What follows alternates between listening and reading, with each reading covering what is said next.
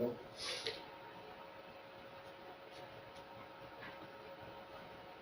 Are you gonna do it?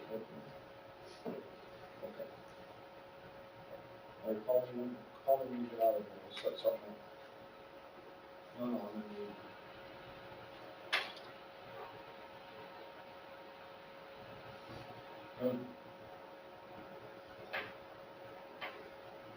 Okay, call me when you get out of there, we'll set something up.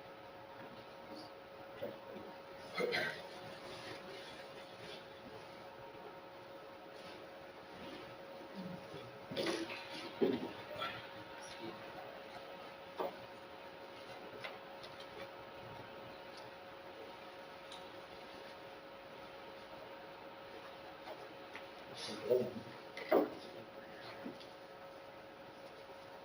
Morning, Joe. Morning.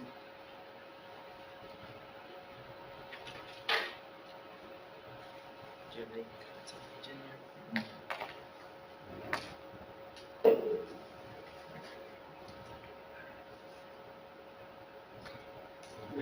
Okay, we'll go ahead and get started, I guess. It's approximately 9:03.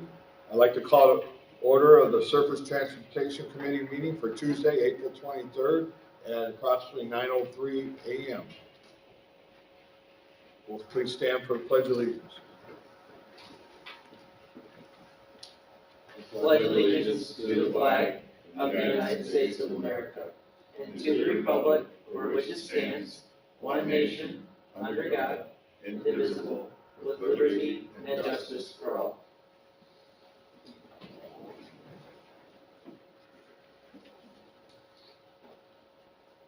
Next item, is there any public comment for comments? Nope. No public comments, okay. First item is the minutes of the February 7th meeting, pages 1 and 2 of your Zoom.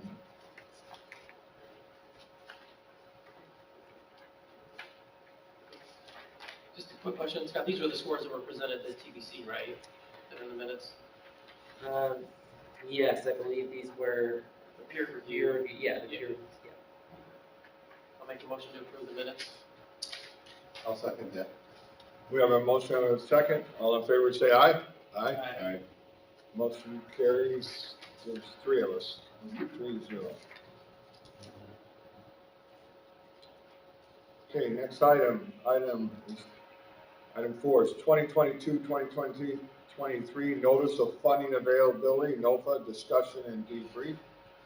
Scott? So I just wanted to open up the floor if there were, first of all, if there are any questions about or comments about the NOFA process as it presented itself this past fall and winter for the fiscal years 2024 to 2028 Transportation Improvement Program, specifically mostly for fiscal years 2027 and 2028 funding. This committee looked at roadway improvements and new roadways projects. So if there are especially any comments about those projects, I'd be happy to take them. I will say that it is premature for us to fully prognosticate about what changes will be made to the NOFA process the next time, because we will more thoroughly revisit that, as many of you who have been tuned into the Technical Planning Committee are aware of. And Mr. Charles Bradsky is here if you do have any specific questions about maybe particularly funding issues or what direction we might be looking to head. But again, that's going to be revisited. Any comments? I'll just add that I know that there were some inconsistencies with the strategies that some communities used, especially when it came to scoping the extent of projects. Some communities took the approach of maximizing kind of the extent to perhaps achieve more points, and with the hopes that maybe it could get scoped down later. And other communities were a little bit more strict, so maybe there wasn't perhaps as clear enough guidance about that as there could have been. So yeah, that's another area that we'll have to look at next time, I think.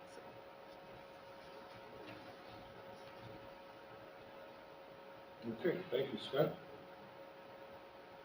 Any further comments? We'll move on to the next item, item 4. Item 5 is to draft the Northwest Indiana 2050 and freight chapter implementation and opportunities. Scott? Yeah, so just have some brief presentations. If you don't mind, it looks like items 5 and 6 are more or less the same. So I'll probably just go directly from item 5 to item 6. Okay. Both about next steps as pertains to various planning elements in our draft NWI 2050 plus plan. So first one has to do with freight, and then the second one I'll talk about roads. Just bring this up briefly. And for those of you who were at the commission meeting last week, you saw a little bit of a high-level presentation about these elements. This goes into more detail about what the next steps are as it relates to kind of what this committee will be looking at and what NRC staff will hopefully be achieving. So, first of all, in freight, we did hire a consultant, CPCS, to help us with this effort for NWI 2050 plus. And so it took a very extensive view of freight in all of its modes and came up with some findings as they presented themselves. So as we look to what the next steps are going to be as far as strategizing about how we're going to better plan for freight and implement the NWA 2050 plus and the consultant's findings, I think it's a helpful idea to look at some of what their overall kind of findings were. So starting with kind of looking at by mode, we'll look at kind of what themes stood out from across all modes. And one of the things that stood out when they interviewed the stakeholders in the region was that there are workforce shortages that threaten the freight landscape, especially as they relate to freight-dependent industries not having access to the quality of talent pool that they would like. So that was something that stood out immediately, and that applies across all modes of freight. Also, our region just has a significant amount of pass-through freight traffic. I think that's apparently evident to anybody who's lived here and worked here. We just have to deal with that kind of being added burden of our geography. As far as looking at some of the mode-specific findings that they had, I'll start with trucks. They noted that there was a lot of truck traffic congestion, especially on some of the major arterials that lead to delays and air quality impacts, not to mention some noise impacts as well, which kind of leads to the next finding, environmental impacts of trucking activity. And this is kind of more of an emerging concern, especially as there's more emphasis on the federal level about looking at kind of resiliency planning and how the trucking industry in particular can have a detrimental impact on air quality. There's also an issue of pavement condition that affects trucks. It was a little bit surprising that, well, only 5.8% of interstates and 7.7% of non-interstate national highway system road segments in our region were considered in good condition when we looked at the data. So that was something to be concerned about. Now, the vast majority is still in fair condition. There's not that high percentage in poor condition per se, but it's something that we need to just keep our eye on, that we could have a lot of segments of pavement deteriorating into that poor territory if we don't spend a lot to make sure that we keep them in good enough condition. They also looked at safety issues and found that there was concerningly an upward trend in crashes between 2017 and 2021. The issue of oversized, overweight loads, there were high volumes of those loads beginning and ending at Burns Harbor, and sometimes those kind of spread out into local roads. And so that was one of the things that we looked at. I know NERC in particular has kind of looked at the issue of the truck access to the what was then Arcelor Middle, Cleveland Cliffs, Burns Harbor, the east entrance for the last decade or so. And that was an issue that they wanted to kind of resurrect here at NERC. Talk more about that and how we can improve access and egress to that facility. And then also the issue of bridge clearance. It was notable that there are a high number of bridges under 16 feet clearance, especially in the interstate system, which is considered low. And then as far as truck parking, as I presented on earlier, the concerning finding here is that while on paper we do have, I think, over 4,000 truck parking spaces, only about 12% of them are on in public areas, and about 88% are held by private companies. So, like on Pilots, Flying J's, Travel Centers of America type of facilities, where, well, in theory, they accommodate truck parking. There's still more strings attached to those spaces, and it can not necessarily be predictable about how well they'll be maintained in the public realm. So those are kind of the high-level findings about the trucking mode, and we'll just very briefly go through some of the other modes of freight. So we kind of combine rail, air, and maritime together here. Rail especially is a big issue in our region with rail grade crossings, starting with. There's a lot of at-grade crossing delays due to long blockage durations and kind of the bottleneck phenomena that occurs in Chicago when those trains kind of slow down to get their windows, and that kind of backs up and cascades onto blockages in our region, and that causes, of course, we've heard from the at-grade crossing committee that met briefly in 2019, that's a huge concern for local communities with EMS and schools, etc. They also found that there were some single-track rail bridges in our area that is the cause of some rail traffic congestion and delay as well. Movable bridge conditions, these are sometimes called drawbridges, but there are 2 rail movable bridges in our region in East Chicago, and they're both in poor condition, so that's a concerning finding as well. As far now looking at some of the more maritime-based findings, for maritime investment, there's a need for developing policies and investing in ice-breaking equipment, dredging, island reform, and other physical system improvements to address environmental issues. Even though we only have 4 kind of Coast Guard maritime ports in our region, it's very important that we continue to look for ways that we can help promote investments in those facilities, as well as keep an eye on the policies that affect Great Lakes and river shipping in general. There's also a lack of an intermodal facility in our region, which was the finding that they came up with. There are a number on the Illinois side, but as far as here in Indiana, there isn't really a true intermodal facility, and that also kind of leads to congestion by the trucking industries that serve those intermodal facilities in Illinois, kind of cascading into Indiana, so that also leads to congestion. There are limited air cargo operations in our region. We do know that the Gary Chicago International Airport is a designated international airport facility by Customs and Border Patrol, but we still underutilize this asset. At least that's what the finding is, and so we could perhaps we have room to expand with air cargo operations. And then finally, looking at some of the environmental findings in freight, there was finding of extreme weather. We know that this is always an issue, but it's unpredictable, and this area is prone to flooding and extreme cold snaps, high wind events, etc., especially concerning to this area. As far as air emissions, I kind of briefly mentioned that, but especially ozone, we are designated as non-attainment for the 2008 and as well as the 2015 standards. The EPA just approved a maintenance plan for the 2008 standard, but we still have a lot of ozone issues to address here. And we know that some of the freight codes adversely impact this. And then finally, I also kind of briefly alluded to noise pollution. There are some areas that experience significant freight-related noise pollution. One of the proposed projects that the consultant told us scope was to kind of complete the noise barriers alongside the I-94 corridor in the areas where they don't currently exist.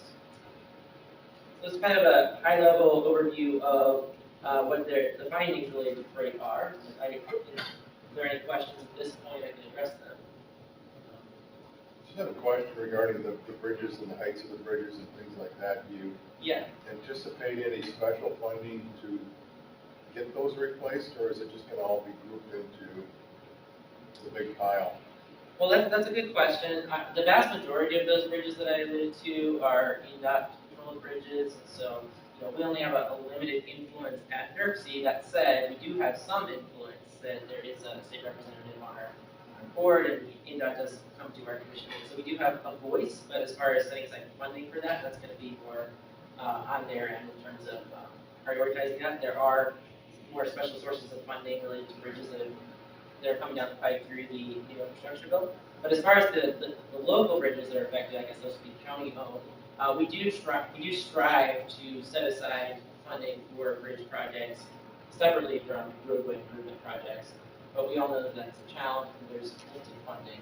Okay, thank you. So, kind of going on to, those were kind of the high-level findings in PRAID, but now how does that lend itself to what some of the policy and program recommendations, and how can we kind of improve on these findings? So looking at kind of some high-level overview of what these could be. Number one, we could look at workforce training programs. We know that there are options. We have a lot of partners in our region that would be willing to work with us on that, like the Northwest Indiana Forum and the Centers for Workforce Innovation, among others. Just a great landscape in general that we've been working with. Another option is to look at technology deployment opportunities. These are especially germane to some of the discretionary grant opportunities that have been authorized by USDOT. So looking to help our communities take advantage of some of these technology deployment opportunities if they're interested, mega grants, raise grants, etc., that have to do with improving ITS and technologies. There is one notable project that is really being worked on in our region, which is the I-8094 Flexor project that that's doing. It will utilize transportation systems and management operations approach by putting gantries and lane management, etc., on the Mormon Expressway from 394 in Illinois to I-65 in Indiana. So looking for more of those types of projects.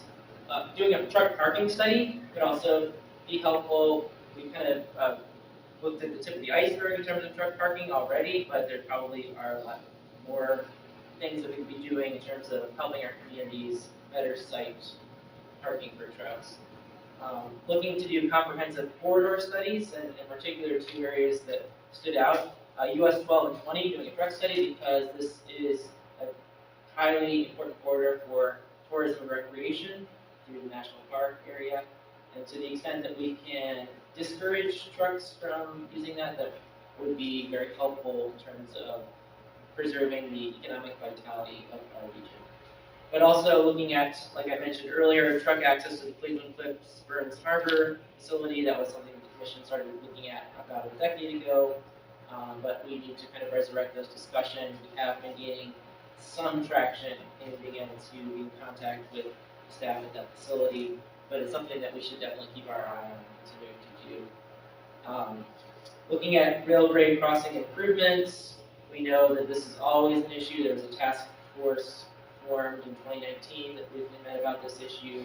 There have been some Supreme Court cases that have raised the question how much communities can actually regulate blockages at train crossings, and that's a concern, but it sounds like the Supreme Court will be hearing that issue on the docket this year. But nevertheless, it's going to continue to be an issue, and there's going to continue to be more funding available for grants to help address these crossings and to do some grade separation project where appropriate, but also some lower cost safety improvements at the crossings where also appropriate. Looking at, like I mentioned, the Rail Crossing Task Force Resurrection, this is something that I think could be especially useful in light of what's going down in front of the Supreme Court this year, it sounds like, but also just in terms of building off some of that momentum that was gained back in 2019 and how the landscape has changed since then. At that point, there were still some unfilled vacancies on the Surface Transportation Board, so we felt like we had a limited voice, but at this point, those vacancies have been filled, and there are just, it's definitely going to always be an issue in our region, and it would be helpful for there to be more voice, not just in our region, but also from our neighbors in Illinois as well. Looking at an air cargo study, that's also a helpful idea because, like I mentioned, it's just an underutilized asset in our region. We should also maybe consider expanding our resiliency study. We did have a resiliency study already on the economic development side, but expanding that resiliency study to cover more of our transportation assets, and particularly freight, would be a good idea. And then also just always looking at future planning support and how not just this committee, but all of our committees and our commission at NERC can help provide more of a voice to freight issues. So are there any questions about what some of these recommendations might be for freight, or are we missing anything?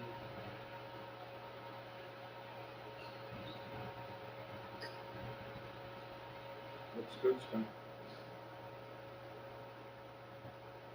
So now, like that was, I know that was very vague and on a high level policy recommendation lens, but looking at some particular projects that came out of this process and what they're, keep in mind, these are very high level planning cost estimates. These are not reflective of what actually might be coming down the pipe through an actual bid, or once we start looking at through a more engineering lens. But these are some of the project concept ideas that consultants helped us scope at a very high level related to freight.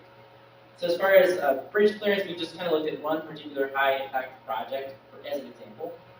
The Norfolk Southern Bridge over US 30 in Cherville, that's in our Chair's community about a mile east of US 41. That is a 15-foot bridge, so that's about a foot under the 16-foot clearance for National Highway System segment recommendations, and it has no shoulder for other users to get through. So in order to fix that bridge by raising it to about 16 feet and adding a little bit of shoulder clearance, we estimate that would cost about $25 million. That would be an in-depth project, but that's an example of a potential high impact bridge clearance project that we could look at recommending.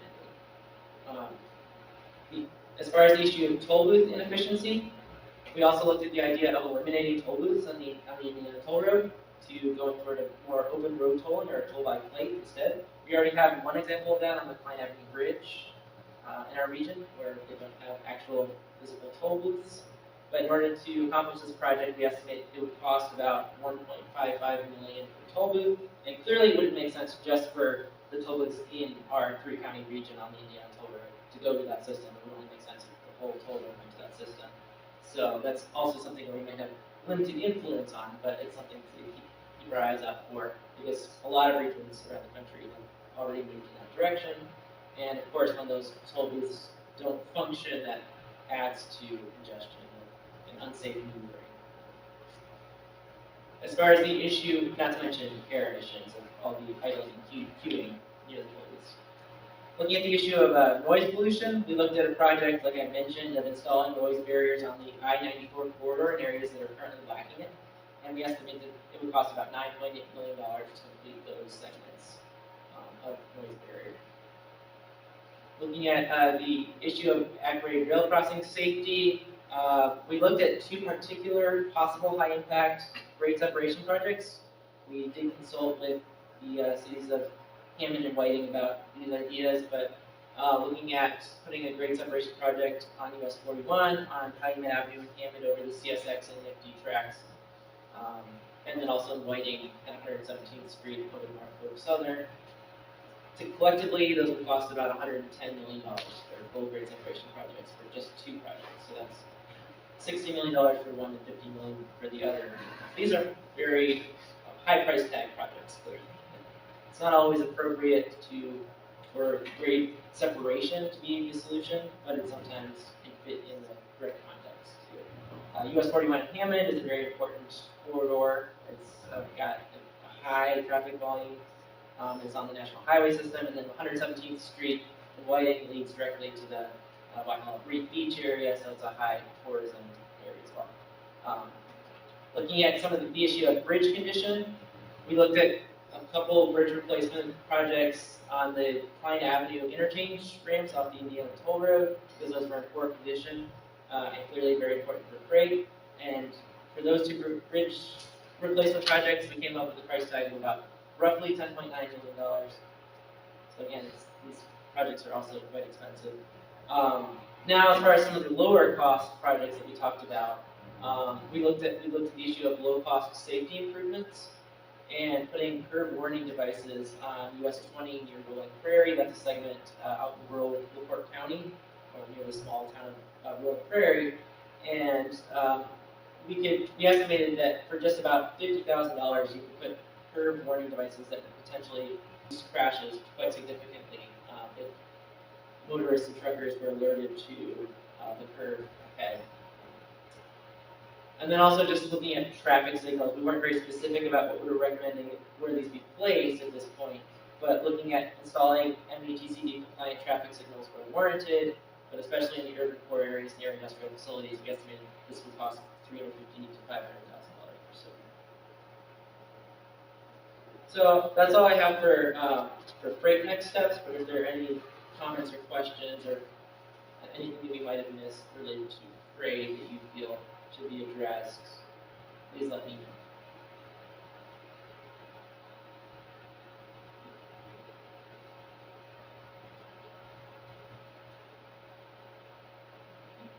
Moving on, it's okay to roads. So, won't spend as much time on the roads next steps elements of the agenda. Just go right into policy and program recommendations, since we didn't have consultants working with us on this. So some of the policy and program recommendations that came out from the roads element were, one, we should streamline our functional classification change requests. We kind of all know the system, it's an ad hoc kind of system. Well, the last time we wholesale met with every community to redesignate their functional classification system was back in 2015.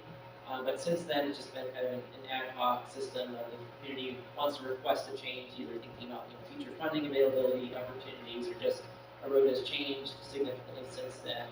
That's kind of how we've addressed it.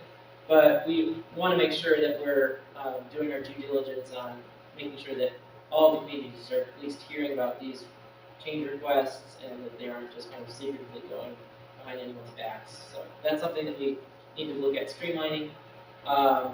We want to continue implementing the regional corridor study. That was the study that we at NERC conducted back in 2016, and you might have recently seen a lot about it in the papers as relates to the, for example, the Willow Creek Road project. We also have that Kennedy Avenue project in Cherville came out of that regional corridor study, and as well as some other projects that are ongoing. We want to continue implementing that study. That's a study to basically fill in some missing gaps on the roadway system that would be high impact in terms of reducing congestion regionally. Again, we don't necessarily like to promote new roadways projects that don't fit a very specific strategic purpose, and so these projects all fit very specific strategic purposes. 23 of them, but some of them score higher than others. Looking to eliminate retrofit right-size barriers for limited access highways. We simply have a lot of limited access highways in the region, and those pose barriers not only with the highways themselves, but all of their supporting ramp and interchange infrastructure that then kind of overflows onto local community roads and imposes barriers on users that try to get from one side of the highway to another. So looking at kind of ways to try to eliminate retrofit and right-size those barriers from those facilities. We should also look to expand transportation demand management programs. These are basically programs like carpooling and van pooling and flexible work hours, telecommuting, etc., in order to reduce the demand on the transportation system, especially during peak periods, in order to reduce single occupancy vehicle travel. This is definitely an issue that continues to come up a lot as we look to ways to reduce our carbon footprint in the region as it relates to other planning priorities that we have. We should, as I kind of mentioned earlier, support transportation systems management operations projects such as I-8094 Flex Road. So additional projects like that, we should definitely look to support because those could also have an impact on reducing congestion without adding new capacity to roadways. We should always encourage communities to adhere to an asset management approach. This is probably something that we don't necessarily have to tell them to do because a lot of them are doing that already, evidently, by the fact that they're continuing to get community crossings matching grant program funds from the state. So those require asset management plans, but we should probably ensure that they are robustly adhering to those asset management plans as well. And like I mentioned earlier, we need to set aside enough funds for bridge projects and assist counties in identifying other non-traditional sources for funding for these bridge projects. They are clearly quite expensive, as we can see just from some of these examples, but they're also in danger of kind of falling behind if they're just getting kind of basically drowned out by all of the pavement applications. So we need to make sure that we always keep an eye on setting aside enough for bridge projects. We also should seek to additional funding for electric vehicle charging stations and adequately and equitably distribute funding for them. It's one thing to get enough funding, but if all the funding is going to the more affluent areas of our region or kind of just central Lake County, in the Maryville area, or upwards in Michigan City, but not to some of those other urban core communities, then that's also a concern. We know we're not in the business of forcing people to choose which vehicles they should buy, and that's not something that we're trying to do. But we're just trying to make it more convenient for people that want to make that choice for switching to electric vehicles, as it seems the market is headed, then they're able to more comfortably make that choice. We also should look to improve the design of roads and highways to encourage motorists to travel at safe speeds with respect to road users of all modes. So the sign of what the posted speed limit is not the main determinant of how fast somebody will go. It's actually the design of the roadway, so we need to keep our eye on that, make sure that the design of roadway segments is context sensitive. We should ensure that all new roadways and capacity adding road projects adhere to our MOVE NWI, which is our congestion management process, especially when they're being applied for in the NOFA, to make sure that they adhere to that. And that's usually done pretty procedurally through ensuring that when we do the travel demand modeling, which I often do behind the scenes, but making sure that it still checks those boxes of reducing vehicle hours traveled in our region, and that the applicants are aware of what type of retrofits might be necessary if it doesn't immediately adhere. We should always use travel demand forecasting tools and data-driven methods to manage congestion. We should assist communities in INDOT pursuing a Vision Zero approach as it relates to road safety. This is Vision Zero is basically the idea at the federal level that that nobody should be killed on our region's roadways. And it started in Sweden in the late 1990s, but it's something that this new administration and the US DOT is emphasizing. We should assist communities in applying for discretionary grant opportunities, especially regarding programs such as Safe Streets and Roads for All, SS4A. 3 of our communities received awards this past year, Tammany, Chicago, and Gary, for safety action plans. But there's another round that is open until July 10th, so we want to assist communities in pursuing those funding awards if possible. And of course, we should expand staff capacity, including with consultants' help. We're planning to issue an RFP to help us with this, but to perform road safety audits for communities. That's something that is not only really just a prerequisite for a lot of safety funds, but just kind of a smart thing to do for communities to have a better understanding of where the unsafe areas on the roads are. So. Any other questions or comments as it relates to roads? Yeah, in the last slide that you showed,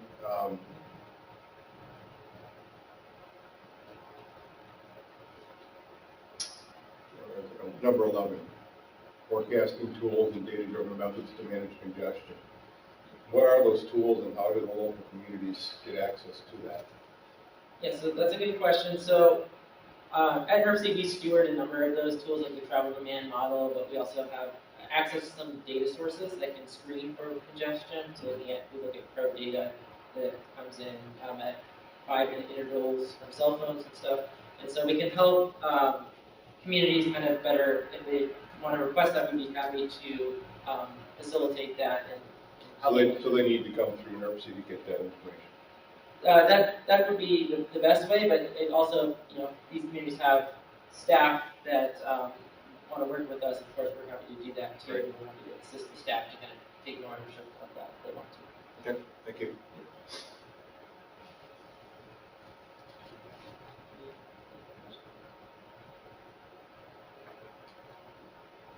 Mark, anything? Yes, that was, agenda items 5 and 6. Okay, Scott, thank you very much.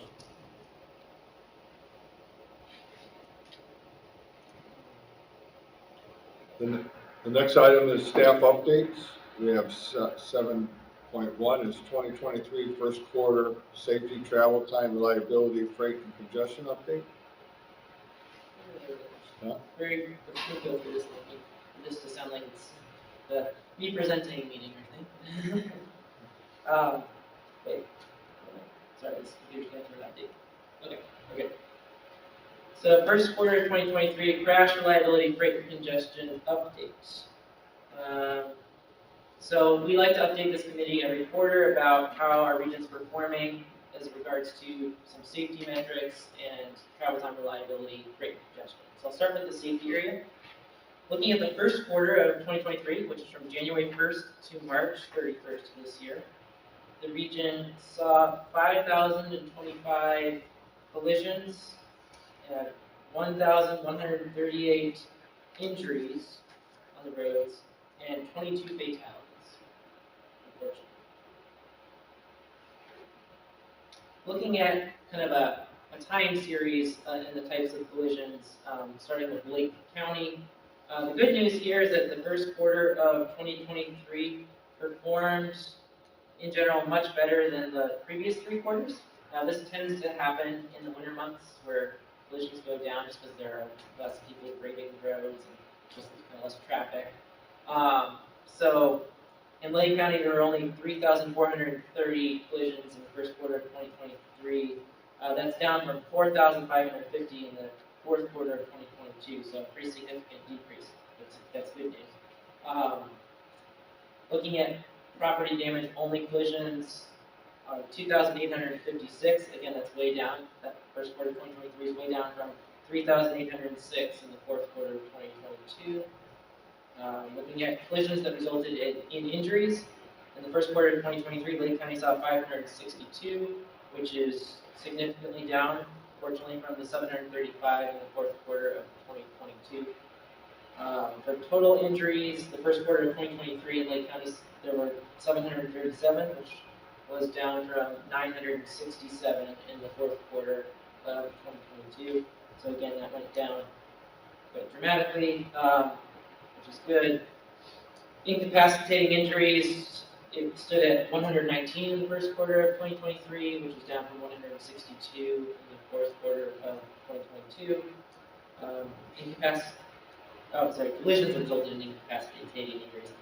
Total incapacitating injuries was 141 in the first quarter of 2023, which was down from 199 in the fourth quarter of 2022, and it was all the way up to 231 in the third quarter of 2022. Collisions that resulted in possible injuries was 69. That actually went up by 1 from 68 from the fourth quarter of 2022 to the first quarter of 2023. Possible injuries reported was pretty constant. It went from 87 to 81. Collisions that resulted in a fatality, unfortunately, that number was 12 in the first quarter of 2023. That went up from 9 in the fourth quarter of 2022. And total fatalities reported was 14 in the first quarter of 2023 in Lake County. That went slightly up from 11 in the fourth quarter of 2022, but it was as high as 19 in the second quarter of 2022. In LaPorte County, again, these numbers showed a similar trend as Lake County. Total collisions was 656 in the first quarter of 2023, down from all the way up at 919 in the fourth quarter of 2022. Property collisions that resulted in property damage again went down dramatically from 761 to 520. Injury collisions went from 152 to 130. Total injuries went from 209 to 186. Just skip all the way over to fatality collisions, stayed at 6, and fatalities stayed at 7. And looking at Porter County, again, very similar trend to the other 2 counties. The number of collisions did dramatically reduced from 1,368 in fourth quarter of 2022 to 939 in the first quarter of 2023. Collisions that resulted in injuries went from 218 to 151, so you'll see that decrease as well. And fatality collisions went all the way down from 8 to 1, so there was only one collision that resulted in a fatality in Porter County in the first quarter of 2023. And unfortunately, there still was one fatality, but that was down from 8 fatalities in the fourth quarter of 2022. So any questions about some of the high-level safety findings in the 3 counties? Okay, Scott, can you go back real quick? Just on that, do you guys typically carry, like you're not comparing quarter one to quarter one of 2022? I mean, you have that data, obviously, and you see the trends? Yeah, we've only presented, You just usually go a year yeah, at a time. we've kept track of that, not on this presentation. So it's already pretty hard to beat with 4 charts. Yeah, right, okay. You're right, that would be probably more of an apples to apples comparison. That would be my suggestion, just how it's like, to see what is it cyclical or is it actually going up and is it actually being improved? Well, we can always get that data from you if we want to talk to you about it. That's it.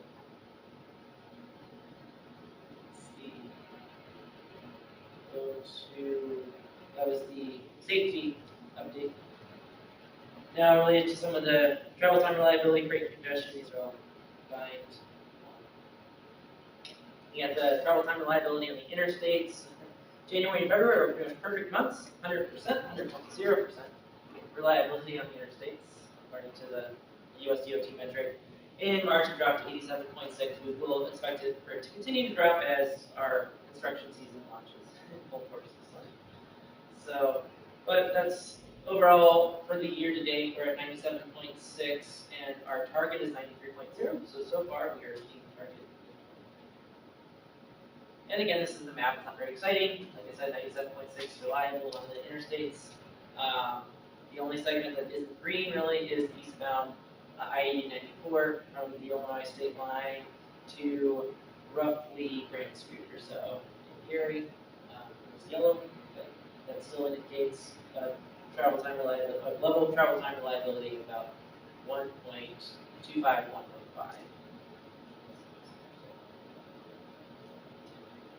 So looking at the non-interstate national highway system, again, we did very well first quarter 2023. We will expect to see this get worse throughout the year as, again, construction season launches in full force. But so far, we're 98.9% for the first 3 months. The target is 93% as well. And January was 99.0%, February is 98.4%. March actually was a little better than February, 98.8%. But I doubt we will continue to maintain those levels throughout the rest of the year. This is what the map of that looks like on the non-interstate national highway system. It's mostly green, so these are the facilities that contribute to that. US 30, US 41 are the big ones. You also have State Road 49, Pine Avenue, State Road 912, US 421, parts of US 6, parts of US 35, parts of US 20. There's a smattering of yellow areas on this map, but it's mostly green. Looking at the truck travel time reliability, higher is worse in this. So our target is to be at or below 1.32. We were so far at 1.25, so we're meeting that target. January was the most reliable month of the year so far, 1.47. February was just a little bit worse, 1.20. March was at 1.37, so we kept the pace of how we did March, and we would not meet our target, so 1.37. We do also expect that this will probably get worse throughout the year, although this is a little bit more kind of erratic than the other reliability metrics, at least in our experience. So this is what a map of the truck travel time reliability metric looks like in our region on the interstate systems. This only applies to the interstates. There was some red here, concerningly, on I-80-94 west of I-65, as well as kind of near the tolls on Indian Toll Road, but I wouldn't read too much into that. that probably is heavily influenced by the totals emissions of the product. But overall, yeah, 1.25, we're somewhere below the 1.32 target. So, in there. Any questions on that? Updates?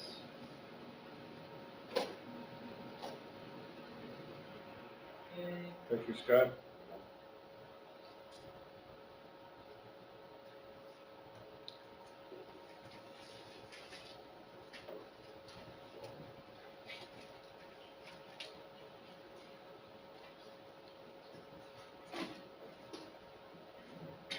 Right, so that was 7.1. You did the plan projection. Yep. 7.2. Okay, we'll move on to 7.2, the travel demand model update progress. Yes, so back in November of 2021, we did hire consultant Cambridge Systematics to help us update our travel demand model. That's one of the tools that I mentioned that we can help our communities screen for congestion and just assist on them with. But so they overall they were a little behind schedule by the time we hit the end of the year of 2022. But so far they have delivered us all of the years that they were originally asked to deliver. So that included our base year 2019, as well as the horizon year 2050 for our NWI 2050 Plus plan, and then interim years 2020, 2025, 2030, and 2040. So they delivered all of those years, but unfortunately, as we went into the air quality conformity season, we found out that we actually needed additional years for that. And so that included 2017, which is technically a backcasted year, 2023, and 2035. So far, they have delivered us 2023 and 2035. We're waiting on them to finalize 2017 still, just so that when we put all the numbers for our air quality emissions that we're comparing kind of apples to apples from the previous 2017 year that we already had, which would not be applicable to making sure that we are in good shape. So overall, we're just 1 year away from them finishing the project that started in, not one calendar year, one model right here, from them finishing the project that started in November 2021. What's the name of the company? Cambridge Systematics. But it's been frustrating because there's been a lot of uncertainty about what years that we actually were supposed to have included because of the air quality conformity issues.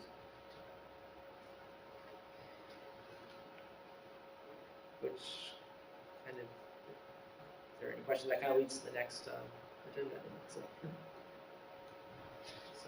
7.3. We'll move into 7.3, transportation air quality conformity update. Yes, so because NERPs, we're in Northwest Indiana, especially in Lake and Porter County, are designated as non-attainment for ozone for the 2008 and 2015 standards, we are required to demonstrate air quality conformity in order to pass any new long-range transportation plans, including NWI 2050 Plus and new transportation improvement programs, or TIPs, including the 2024 to 2028 TIP that we were scheduled to adopt this spring. In conversations with our interagency consultation group of air quality, which is kind of our regulatory partners, including the Federal Highway Administration, the Federal Transit Administration, the US EPA, INDOT, IDEM, the Indiana Department of Environmental Management, and us, we have determined that we will have to revise the emissions budgets that are in the state implementation plan on air quality in order for us to demonstrate air quality conformity for the NWI 2050 Plus and fiscal years 2024 to 2028 TIP, because we are simply unable with the new model, the new travel demand model that came out recently that we just received in February, as well as the tightening budgets that were set last year because of the fact that we were designated as a severe non-attainment area that was just upgraded to maintenance last year. And so there were some new, very tight air quality emissions budgets that went into that submittal last year, that we were unable to meet until we can add a little bit additional margins of safety and increase those budgets. So that process will take place later this spring. We should still be on schedule to adopt the NWI 2050 Plus and fiscal years 2024 to 2028 Transportation Improvement Program in July, once we are able to troubleshoot the emissions budgets. I know that's a lot of information, but anybody has any questions about that?